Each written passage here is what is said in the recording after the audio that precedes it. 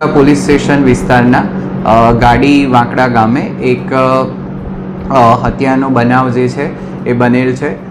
હકીકત એવી છે કે મનુભાઈ રામજીભાઈ ડામોર ના પરિવારજનો એ ગામે રહે છે અને તેમના પત્ની જે છે એ ડાકણ છે તેવો શકવહેમ રાખી અને એમની પાસે રહેતા અન્ય પરિવારે તેમના પર હુમલો કરેલો અને જેમાં મનુભાઈ પોતે અને તેમના દીકરાઓ એ વચ્ચે પડતા તેમને માથાના ભાગે મનુભાઈને માથાના ભાગે ઈજા થઈ હતી. તેમના બંને દીકરાઓને પણ કુહાડીથી ઈજા થયેલી અને સારવાર દરમિયાન મનુભાઈ રામજીભાઈ ડામોર જે છે તેમનું મૃત્યુ થયેલ છે.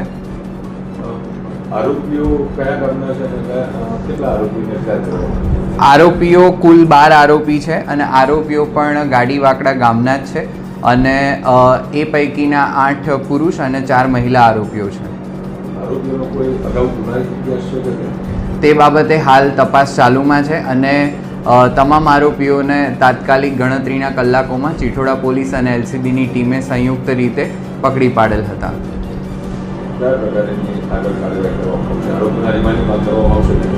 અત્યારે હાલ તપાસ ચાલુમાં છે અને આખી ઘટના કઈ રીતે બનેલી તે તપાસના આધારે જરૂર જણાય રિમાન્ડ પણ લેવામાં આવશે.